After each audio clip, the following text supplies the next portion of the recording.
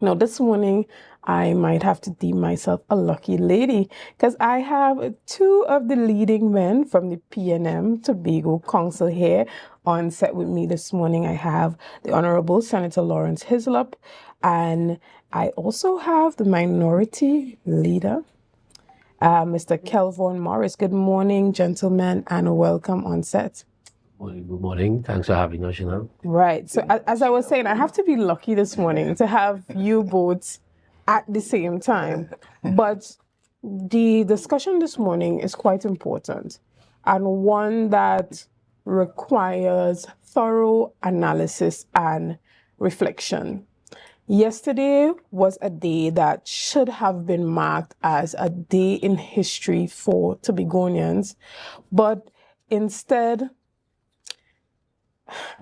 I don't even want to say it felt more like a gimmick, because what years of work, consultation, and the thrust towards Tobago's autonomy and development has been doing for over 40 years, some might say it has gone down the drain because the bill was not passed.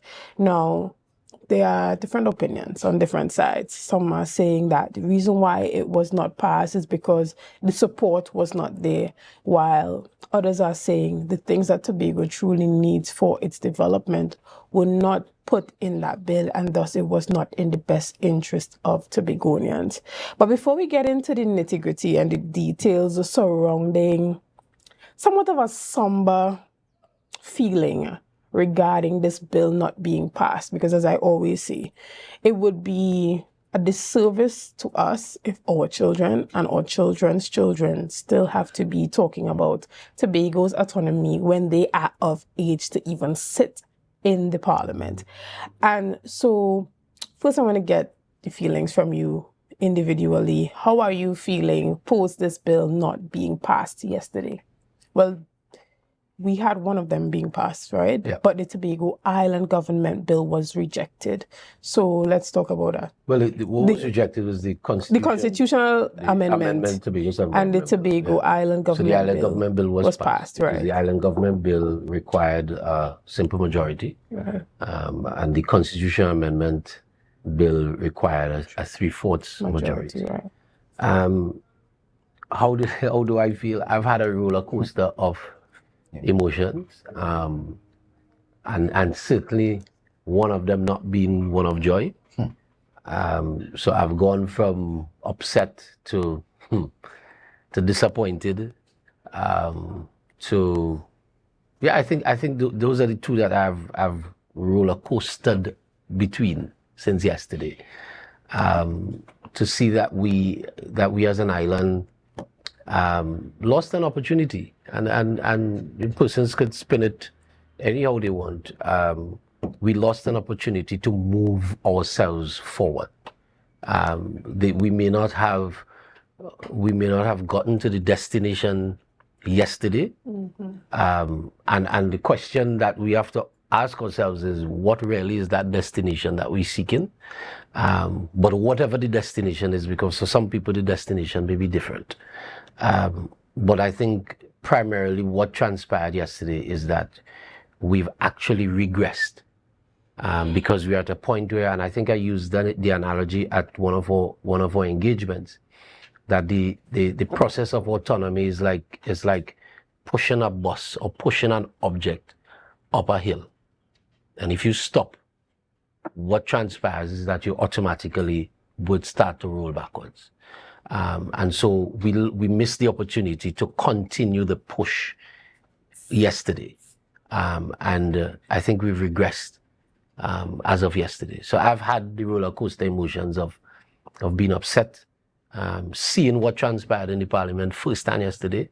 I think I was from upset to angry to sad to disappointed. So that's my answer on that particular question. And for me personally, I don't think that anyone on any side can be happy with what happened yesterday in terms of bill not being passed. I feel like there is a place where there should have been a meeting in the middle, where what Tobago has been asking for is considered, and we have something passing that everyone can be satisfied with. And I feel like we have to go back a bit.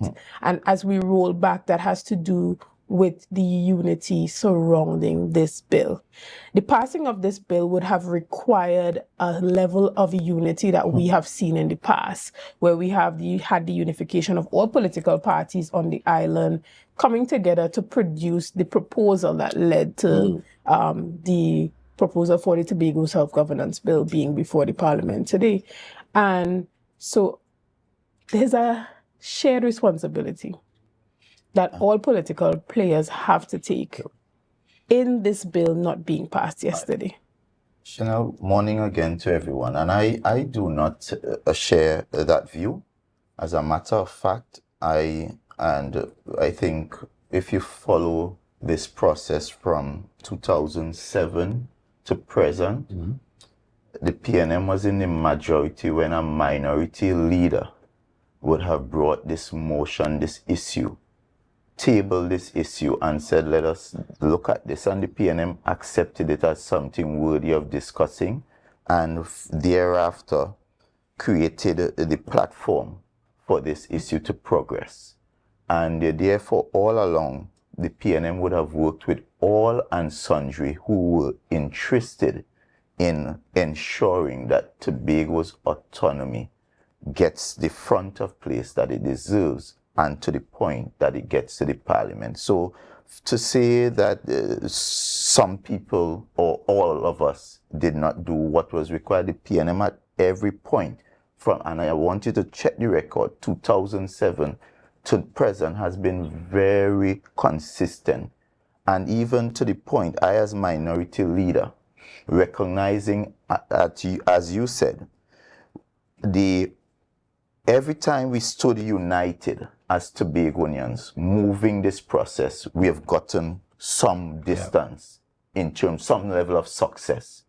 And therefore, when I recognized that our chief secretary was going down the road of all or nothing, I went to the House and we tabled a motion that approved a position where, as members of the Assembly, we would have this united position, bipartisan approach, where both sides would come together, going to the Parliament, all parliamentarians, sitting with them, and if we really and genuinely wanted this thing to pass, have the conversations there that would allow us to have consensus, and therefore, this would have given these bills the best opportunity. What happened?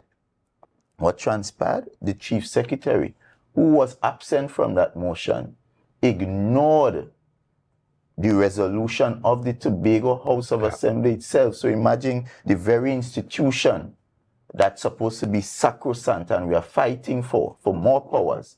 The little powers that we have, the Chief Secretary ignored it. And went on his own approach, which we recognize was, imagine you're sending recommendation, because it wasn't amendments in the form that amendments should be. You're sending recommendations to a government via WhatsApp. 2 minutes. No, but sorry to cut your energy leader, but even before you get to that point, the chief secretary made an address and stated that this is the direction he wanted to go. He was going to put a technical team in place. He named the technical team and advised Tobago that this technical team will start conversations with Tobago.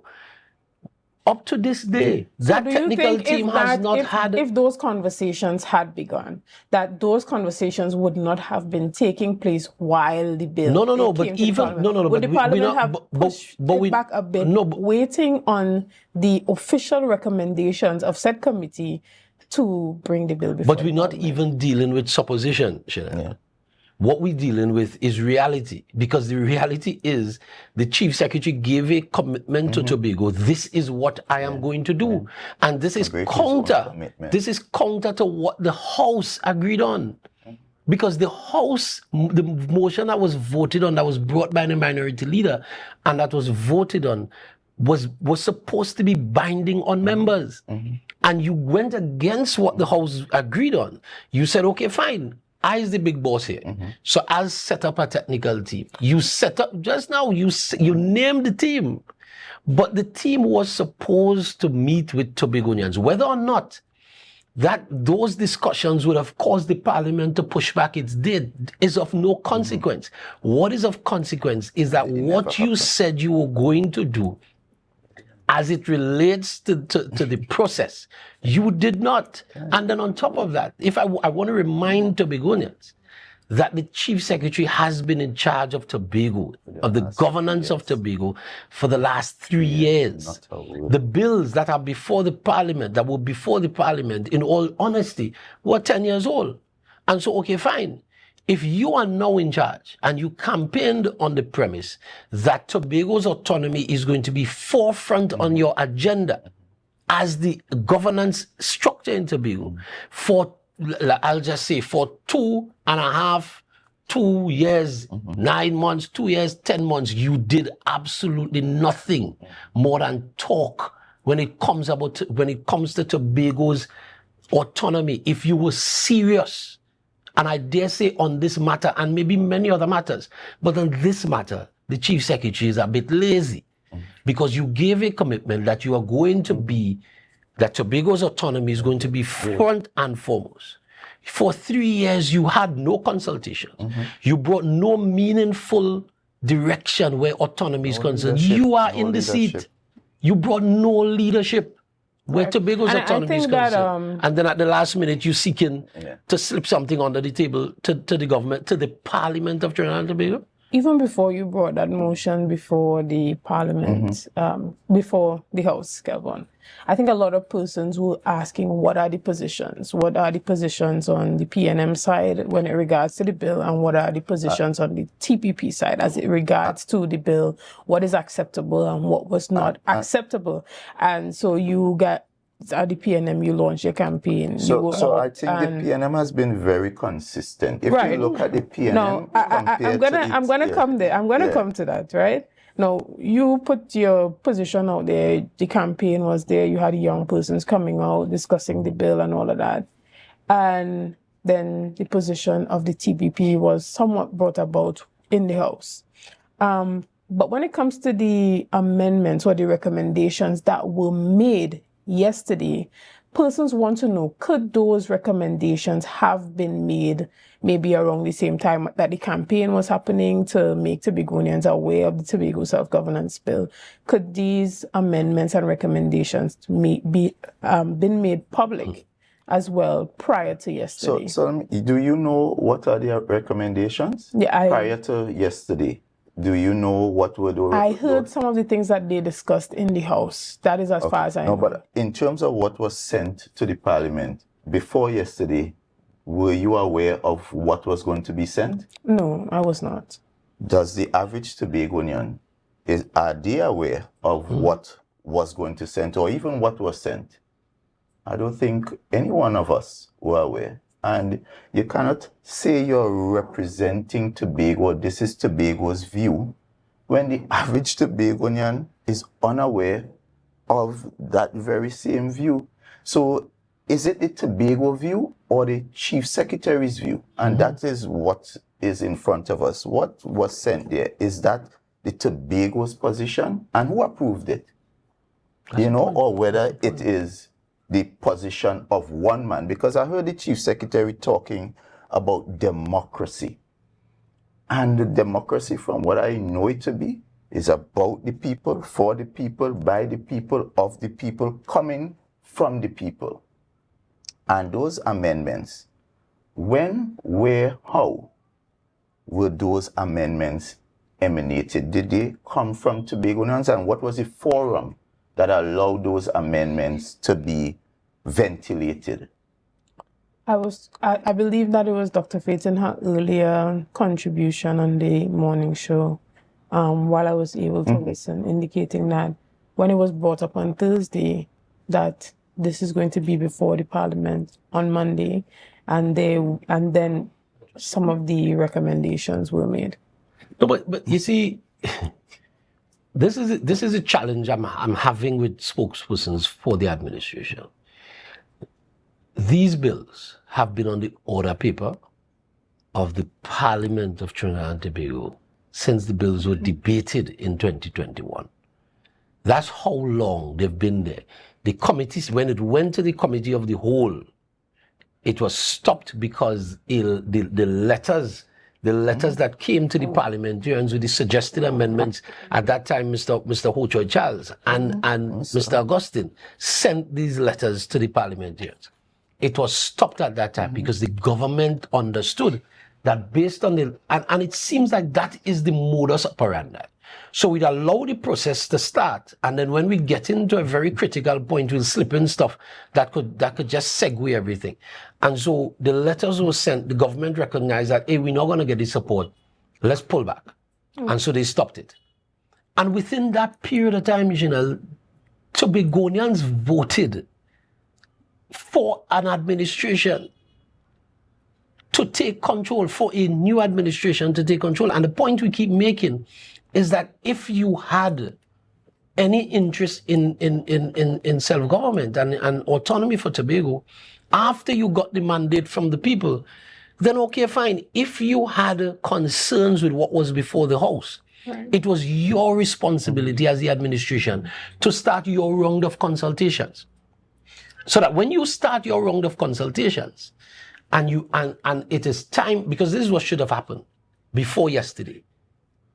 What should have happened weeks, months, even 2 years before yesterday? If the chief secretary was serious, that technical team would have been put in place earlier. You would have started your meaningful consultations with Tobagonians. What else do you want to see added to the bill? After you got that consensus from Tobagonians, you structure your amendments and you circulate your amendments in ample time. As the chief secretary, you could have even requested a meeting with the prime minister and the opposition leader. This is Tobago's position. Just as what was done with and then you bring that to the House. Yes. After you've done that, you bring it to the Tobago House of Assembly, have it approved. Yes. And so once you have that approved, and this is after your consultation, you have a mandate. You now have a mandate to go to the Parliament, and go to the Prime Minister, the opposition leader, and say, this is Tobago's position. Correct. And so if the Parliament refuses to support the Tobago's position, then you have good foot to stand on. But when you try to send something, that's not how the Parliament works. You try to send something 5 minutes before the sitting starts, and nobody knows what you're sending. But you know, Shenell, as well, you know, because you asked initially how you feel, and like Laurence, I feel a sense of disappointment, frustration, anger. But when it's all said and done, when the dust is clear, what are we left with?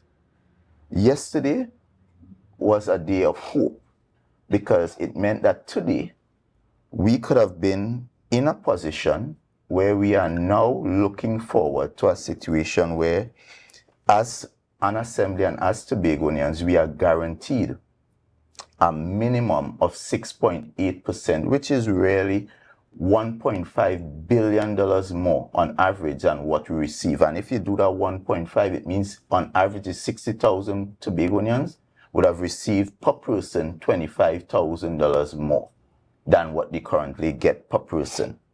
It means we would have had the ability to, for the first time in the Assembly legislature, make laws that are important to the day-to-day operations of those areas we are responsible for.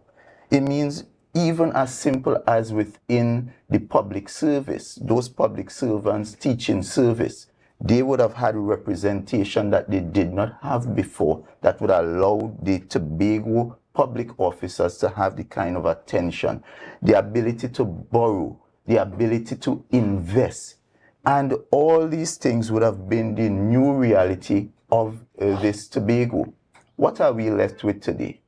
We remain with the very thing that we all agree is inadequate, insufficient, and cannot move Tobago's development forward in the way we want it. So you throw away the baby, the bathwater, everything to remain with nothing. So you had three-quarter loaves, because we all, and as I was saying before, the PNM has been very consistent and is a very reasoned position. We are not saying this is the final destination, but what we kept saying is that it advances Tobago's autonomy dream much closer than where we currently exist. But there are also the voices that would say, after so many years, why are we just trying to move forward as opposed to just getting exactly what is required for Tobago's development? So after so many years, now that we have refused that big leap, where are we today? We are stuck in the very same place. We are stuck in 1996, when we would have been able to get Tobago to a point that would have brought all these benefits. So today is about what has Tobago lost. We have lost the ability to earn guaranteed $4 billion, have the Fiscal Review Commission that would have allowed us even more funding. This is where we would have been able to make the case that here what Tobago has contributes within the marine space. We have energy deposits, and is in that Fiscal Review Commission, you put your statistics, your data, and demand more. So on top of the minimum guaranteed, you would have still been able to make your case for more, not just in terms of resources, but in terms of treating with lawmaking, in terms of treating with the Tobago Public Service, in terms of your ability to invest and borrow, to build homes, to treat with all those issues that you currently cannot treat with. Right, and I want to ask Senator, when it comes to what was presented on, as we are about to go to a break, but when it comes to what was presented to come before the Parliament on Monday, on Thursday the announcement was made. Was there any difference in the documents that this current administration had in their possession, in their ability to make those recommendations and amendments to submit prior to Monday? Which administration? Tobago's was Yes, exactly. If they were there any amendments in the bill that they were unaware of? Were there any changes to the document that was brought on Monday? The amendments that the government proposed yesterday were amendments that came from the letter that was sent in June 2021. So those amendments that the government put on the floor yesterday came directly out of that letter that was sent by Mr. Charles and Mr. Augustine in 2021. And so, and again, I reiterate the point that what I saw yesterday was a hatchet job. What I saw was a direct attempt, and not attempt, it actually succeeded. What I saw yesterday was the Chief Secretary and the United National Congress in collusion together, whether it was agreed upon before or not. But the fact that you decide to send something, you're looking for significant changes to legislation. The fact that you want to send significant proposals for amendments to such an important bill just before the sit-in means that you really didn't want the bills to pass. But more than that, the Chief Secretary at the end of the document, that's right, clearly said, and Tobagonians must remember this, do not proceed with this bill. Yes, he did. That's what he said. So the Chief Secretary, the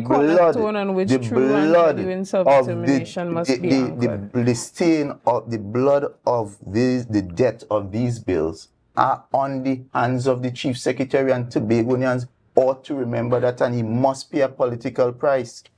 Guys, we're going to take a quick break right here, and we'll be back as we continue this discussion this morning. See you soon.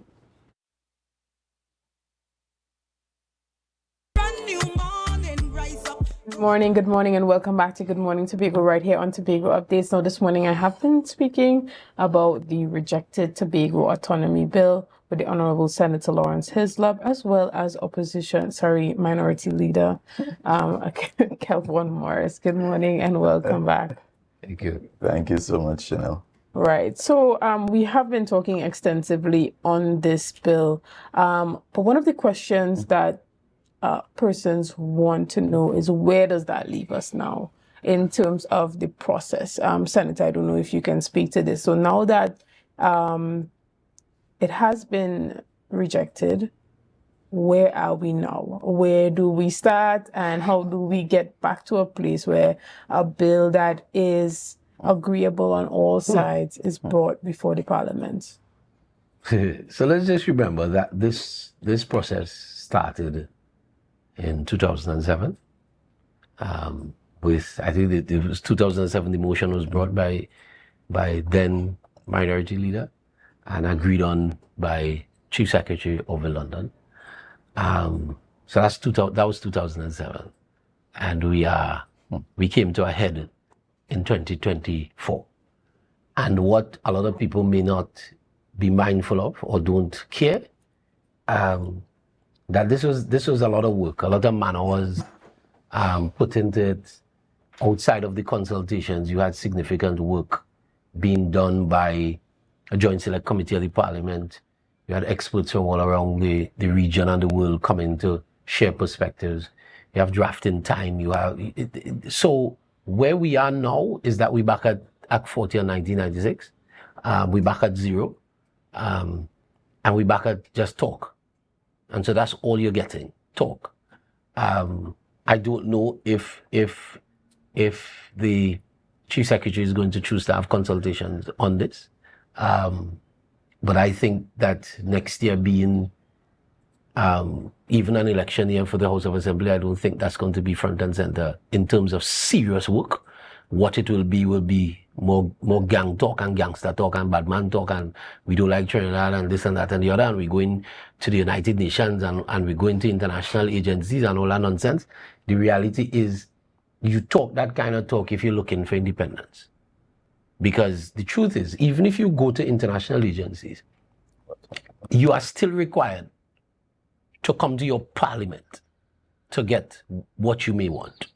And I don't know if it is that the administration is hoping that they'll win 2 seats in Tobago and that will give them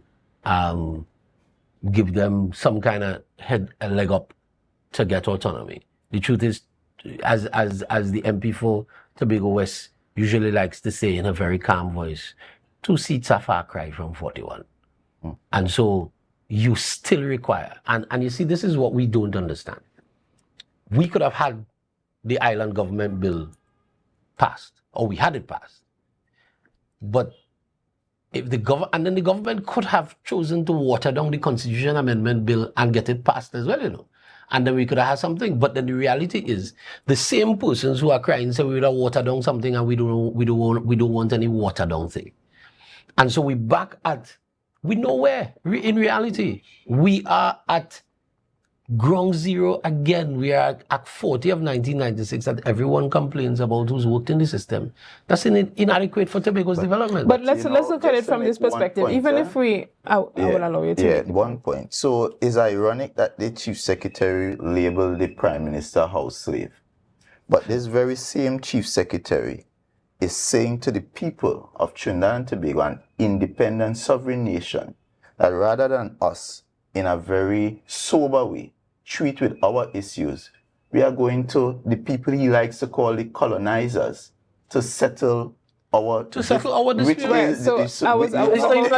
to me, it is not even on the topic of going to international organizations, because even if we do go to the international organizations, we would then be required to demonstrate that the position being presented is the position of a representative sample of the population. That there has to be the data that will show that this is what Tobago. And you see, we also have to bear in mind that at the Joint Select Committee that looked at these legislations, you had advice from the same international agencies that you're going to. And so this talk, and you see, I want to debunk something. The Chief Secretary is now talking about these 4 things that they want done, and federalism is at the top of it. The truth of the matter is, Shenell, that conversation about Trinidad and Tobago becoming a federal state came as part of the conversations in the consultations back then. It was not agreed on by the people. Because you see, what persons may not understand, and we'll say it again, a federal system requires 3 governments. A federal system requires a government in Tobago, a government in Trinidad, and a federal government that oversees Trinidad and Tobago. And so it was felt at the time that is not what we want. Now, if as the Chief Secretary you are now saying you're proposing a federal system, then you have to go out for consultation with that. You can't expect to try and squeeze that in the parliament like that. It doesn't work like that. You have to then go out for, and that's why I made the point that the process that the Chief Secretary should have followed, and this is what leadership is about, and clearly he does not have a clue where leadership is about, what leadership is about. You were in governance for 3 years. From the time you came into office, instead of jet setting all over the place and making all kind of hasikara and making all kind of bacchanal and calling the Prime Minister house slave and all this kind of nonsense. Disrespect. The first thing you should have done, and listen, I don't know how Tobagonians who are known to be respectful people can be applauding that statement that the Chief Secretary, and he has brought the office of Chief Secretary into disrepute by calling the Prime Minister of the country. It doesn't matter if you like the man personally or not, but you're calling the man a house slave because you disagree with the process. And the point I was making, you came into office, the first day, if you campaigned on autonomy for Tobago, the first day you should have set up a process by which we do consultations on these bills. By now, where even last year we would have done the consultations already, you could have had a draft statement, brought it to the House, debate it. You have the majority in the House, so obviously you would have won the debate. Send the consensus, the amendments to have a conversation with both Prime Minister and opposition leader, send the thing to the Parliament, write, get on the media, say, this is what we've done, this is where we're at, this is what we're asking for. We had these conversations, and now we're waiting on the Parliament of the Republic of Trinidad and Tobago to do what it is supposed to do. And when you do that, if you don't get what you want, then you could make bacchanal. But don't make bacchanal before you even work. Because that's what's happening. We have a Chief Secretary and administration that is insistent on making bacchanal for bacchanal's sake when they're not working. Understood. And we have an emergency notice that we need to make right now. So just allow me to announce that the Corporate Communication Department of the TRHA advises that due to an electrical outage earlier this morning, phone lines and related services will be impacted today, Tuesday, the 10th of December. The affected sites are Scarborough General Hospital and the Tobago Regional Health Authority's head office located in Glen Road, Scarborough, and they are working to rectify the situation as soon as possible and would update us on when the situation has been resolved, and apologizes for any inconveniences caused. Now, as we continue the conversation, do you think that this current THA administration genuinely wanted to see those recommendations yesterday added to the bill for them to be satisfied with its passing yesterday? I can't say whether they genuinely, but what I could do is based on the operation, because if you were genuine in your intent, then you would have done the work, because you can't be genuine in your intent and send the recommendations 5 minutes before a sitting. That it doesn't work like that. And then even the process, if you are genuine, you would have a conversation with the Prime Minister. You send a WhatsApp to the highest office holder 2 minutes before a debate and expect that to be considered in any serious way. And then you have your friends in the UNC who also had the information, and if they too recognize that you were genuine, then they would have put it on the floor during those, because I don't know if you all noticed. So what the UNC did, I believe that MP Saddam Hussein had so Chief Secretary Augustine providing him with the information, and so he was quite aware. And if he was a mouthpiece for the Chief Secretary, what he did was simply, just as this paper did, simply raise the concerns But when it was put by the leader of opposition, who the head of leader of government, sorry, who was tabling this committee stage of the debate of the motion of the bill. Sorry, he simply, when the question was asked, "Do you have an amendment?" Yep. They had none, zero. So it was clearly what the chief secretary did is provided the UNC with an excuse to reject the bills.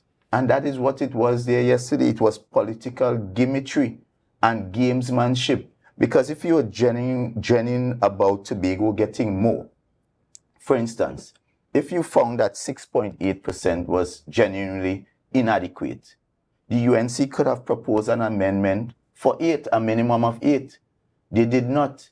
If you found that you wanted, in terms of definition of Tobago, if you wanted more than 11 nautical miles, the UNC could have said they proposed 16, but they did not. And therefore, what happened there yesterday was simply the chief secretary being used to provide the UNC with a getaway card to derail those bills that carried the dreams, the hopes and aspirations, not just of the PNM or you, but all of Tobago, because this represents the future of Tobago. And therefore, this is why, as a minority leader and as the PNM, we went out and about, genuinely trying to educate. We weren't foisting our position on Tobagonians, but just educating Tobagonians for them to understand the benefits.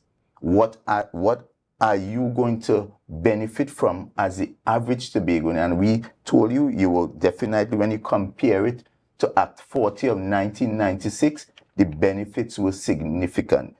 Every Tobagonian, you hear this administration complaining almost every day that they don't have enough resources, they don't have no money, that all their line items are underfunded. And you are getting an opportunity to get $1.5 billion that would more than resource those underfunded line items. And you refuse that to remain with the very thing that you're complaining about. And for how long, we don't even know. This might be something that Tobago would have to go on for decades again. And even in the aid memoir that was presented by the Chief Secretary yesterday, is there anything in there that you particularly agree with or could have seen the PNM agreeing with and implemented had it been submitted earlier? Well, the point about it is this document is a document of recommendation. But what I found interesting is that the position held by the Chief Secretary and Mr. Troy Charles on the 29th of June 2021, those were considered and the majority of those amendments were included. So it, as Senator Hislop said, had the Chief Secretary done his work, took the leadership required, genuine leadership, and this exposes the Chief Secretary's lack of leadership skills, because any good leader that was really interested in bringing this to a successful outcome would have done the necessary work, would have done the consultations, would have had these amendments agreed upon, taken to the House, tabled, and then transmitted to the cabinet as was done with the initial bills. Because the template was already there. This is how Tobago got to this point. It was through consultations, then taking the consensus of those consultations, putting it into legalese that can be formulated as bills, taking those bills to the House, having it approved, and when that was approved, it was transmitted, and therefore that was the process to which the Chief Secretary, if he was serious about getting this successful, should have adopted, but he did not. Same question for you as well, Senator Hislop. So just to add some backing to what the minority leader said. Now, the document came with recommendations and even suggestions as to how to amend certain things. And the point that we keep making is that at the process of amendments at committee stage, and leader of the House, Mrs. Camille Robinson Regis, kept asking MP Saddam Hussein, do you have amendments? And I want to make it very clear to us that MP Saddam Hussein had the same aid memo, had the same document, with the same suggested amendments, right? At no time, you could check the records, at no time did MP Saddam Hussein suggest any of the amendments or any of the recommendations as amendments. At no time did that happen. Now, for me to answer if there are any, listen, you cannot, and I'm not going to say that I disagree or agree with what may be the document, because you have to look at amendments as part of the whole, right? And so when you're looking at making amendments to legislation, you have to understand the ramifications of the amendments. So, and this is the reason why we keep saying that the process, if the process was followed properly, then we would not have been at this position, because you would sit with your drafters, you would sit with the parliamentarians, the prime minister, with the opposition leader. You'll sit and you'll work out what can be added as part of the whole. And I want to address also the issue that persons are saying that what was sent down from Tobago, Tobagoans already spoke back then, and what was sent down was not what was being offered. And the reality is, bills that come to the parliament that go through your legislative process, and I'm trying to remember the name of the committee. It'll come back to me, because there is a department within the parliamentary. Is it the LRC, legal reform? No, I'll remember just now, right? That looks at all bills that come to the parliament and go through it, make sure that it is in right drafting language and all of that. Because I was reminded this morning that not every lawyer knows how to draft legislation. Because I was told that that's a one course at you within. And then there's some people who go on, who want to be drafters, go on to do a master's in legislative drafting. And so there's a particular language that legislation has to have and all of that. And those are the kinds of things that we were saying that needed to be done before we got to the stage yesterday. Do the work. If you had done the work, if after 10 years, how old was the chief secretary in 2007 and during that process? A young guy, I think he was still in school. So he may not have been part of the full process. You are now chief secretary. You now have the opportunity to drill down on those things. Do the work now. Do the work and go through the process. We would not be here. Right. And where do you think, from both of you, as we wrap up our discussion this morning, where does Tobago go from here? What is the next step to ensure that Tobago gets what it wants? I mean, the chief secretary recommended that he would be going to the international agencies to seek assistance in securing Tobago's autonomy, but we know that would entail consultation again, the same consultations that have been recommended. But that's the process. But where do you think we go from here? I would love to hear what the chief secretary plans to tell those international organizations and bodies. And I would also like the chief secretary to inform the people of Tobago who were those persons that gave him those legal advice that where he came up with these. That because all those things, Tobagonians are still left unaware and if these things are represented, we should know, because this is Tobago's people business. So if you're going to the international bodies, we should know what you're going to advocate for and what you're going to tell them. And as we close, I just want to encourage every Tobagonian. And now that the chief secretary would have refused $1.5 billion more, $4 billion, you see those potholes, you see those bridges that you're asking for and they're telling you they don't have any money, and you may have felt some empathy. Now you have legitimate reason to hold them accountable. See those fellas on the block who asking for jobs and they're telling you, well, we don't have enough money to employ you, now you have a reason to hold them accountable. And you hold them accountable with your fingers. But you see, this requires leadership. Going forward, Tobago requires leadership. You've said that you don't want what was offered, which was moving the gauge from where it is now. You said you don't want what was offered. It requires you to now go back out to the people, put what you are suggesting on the table, go back out to the people and have consensus. Because again, there was significant work that was done to get us to this point. The Chief Secretary scuttled the process, and now the responsibility lies on his shoulders.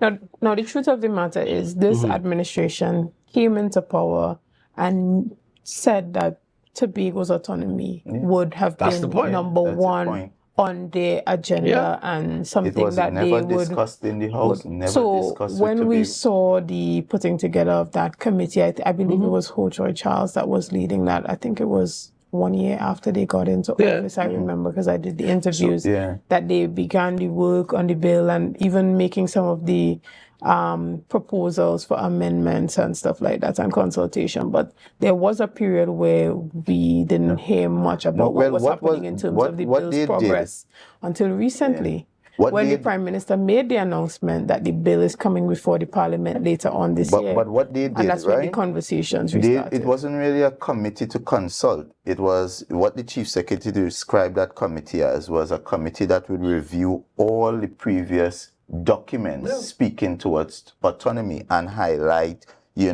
areas of agreement, areas, and then but nothing came out of there that. was a document that came out of it, well, actually. So imagine. I got a copy of it from Dr. Remy. I am an assembly legislator, and I've never seen that document. So imagine a document that is funded by the Tobago House of Assembly, and the members of the Tobago House of Assembly has never laid eyes on those documents. It was never laid in the THA, and that is where the business of the people of Tobago ought to take front and center. And therefore, that in itself exposes the Chief Secretary's lack of leadership and lack of respect. From my understanding, right, the document that came out of it was deemed the Tobago's position, and Ho Choi Charles was a part of this one. This is what I'm saying, right? This is one of the documents that was actually used at the committee stage to implement some of the recommendations that were made at the Joint Select Committee stage. This is what, because Dr. Remy was on that committee as well. Shenell, the point so she was indicating that from the document that they produced, a lot of the recommendations were. Right, but Shenell, the point. But this is what, and that's what he said. This is what was sent, and what was, and some of the amendments that were accepted. June 29, 2011. But there was no JSC after that because it was already in the committee stage of the Parliament. JSC took place during 6/6 and just about then. But when they came into government, there was no JSC. There was no... The bills already debated and laid in basically the committee stage for 3 years. So they came in basically 2022 onwards. And what we are saying, there were no official position coming from the... That's the point you're making. After they got into office, there was no official position. You have never seen that document? I have never seen the document. It was never laid Tobago's position on its right to self-determination. You have never seen that document. And that is basically exposes the Chief Secretary, because how could you have a document like that and it was never laid in the Tobago House of Assembly, never debated and adopted as a Tobago position? So whose position is it really? But the question I have to ask now is that after the document was prepared, because the process before that was extremely transparent. The process before that was very open to the public via the consultations, via the Joint Select Committee meetings and so on. So after this document was prepared, the question I have to ask is, where did the document go? What did the document what did the document seek to influence after the document was prepared? Correct. And that's why we keep making the point that the work was not done, because you have a 14-1 mandate in a 15-seat house. You have you received an overwhelming mandate from the population of Tobago to govern Tobago, and you did not do anything significant to push the number one thing you said. So okay, fine. Initially, you said you were going to do the Tobago House in Trinidad. You and then Deputy Chief Secretary, all your fallout. Right? So that whole process of the Tobago House squashed. But after that was squashed. And even when that was implemented, what happened? What work was done out of the Tobago House to push Tobago's agenda? And now that was when that was done, you put nothing else in place but come at this moment. And you see, the people could try, supporters could try and spin it how they want. The truth is, the process should have been, you came into office, if there were things that you want to change, just as the way you created that committee and you all created a document, come back to the people. Let's have public consultations on this document, and then after you've had public consultations on that document, you bring that to the House, the Tobago House of Assembly. Move a motion, get it approved, then take it from there to the Parliament, and then that's how mature people operate, Shenell. That's how leaders operate. And Shenell, you asked about where do we go from here, and for me, I think we are stuck, because the reality is, we underestimate what Mr. Charles and Mr. London achieved by first putting aside political difference and seeing the bigger picture for all of Tobago. That takes magnanimity, because you have to see Tobago before you see yourself or see the party. And I'm not too sure in this current environment, based on what would have transpired, where we saw basically the UNC and the TPP putting party before Tobago. And because the PNM approved those bills were approved, the Tobago Island government bill which the PNM could have passed by a simple majority, that was approved. The constitutional amendment bill was also approved, but did not get the required majority to be actually to go forward. So you have a situation where these people are fatigued, autonomy fatigued in a sense, and some people are disillusioned. Some people believe that perhaps they would not see this come to reality in their lifetime based on what would have transpired yesterday. Understood. And it is sad. No, I want to thank you, gentlemen, so much for coming in this morning and having that discussion on the rejection of the Tobago Autonomy Bill. And hopefully we get a chance to browse these documents at some point in time. But again, we want to thank you for your time this morning and letting your position be known to Tobago. Guys, we want to thank you so much for being a part of this morning's discussions. We want to thank you for your likes, your shares, and your comments, and all that you have been doing to make Tobago Updates the #1 broadcaster here on the island of Tobago. We will see you again tomorrow.